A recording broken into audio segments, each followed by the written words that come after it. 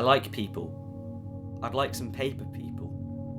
There'd be purple paper people. Maybe pop-up purple paper people. Proper pop-up purple paper people. How do you prop up pop-up purple paper people? I hear you cry. Well, I could build a pop-up metropolis. But I wouldn't want to deal with all those paper people politics. Paper politicians with their paper-thin policies, broken promises without appropriate apologies. There'd be a little paper me, and a little paper you.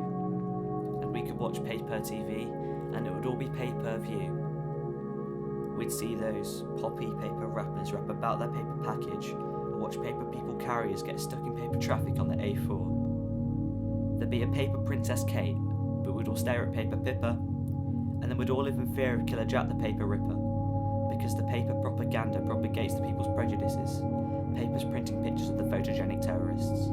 A little paper me, and a little paper you, and in a pop-up population people's problems pop up too. There'd be a pompous paper parliament who remained out of touch and to ignore the people's protests about all the paper cuts. Then the peaceful paper protests would get blown to paper pieces by the confetti cannons manned by preemptive polices. And yes, there'd still be paper money, so there'd still be paper greed. And the paper piggy bankers pocketing more than they need, purchasing the potpourri to pepper their paper properties. Others live in poverty and ain't acknowledged properly. A proper poor economy where so many are proper poor, but while their needs are ignored, the money goes to big wars. Origami armies unfold plans for paper planes, and we remain imprisoned in our own paper chains. But the greater shame is that it always seems to stay the same.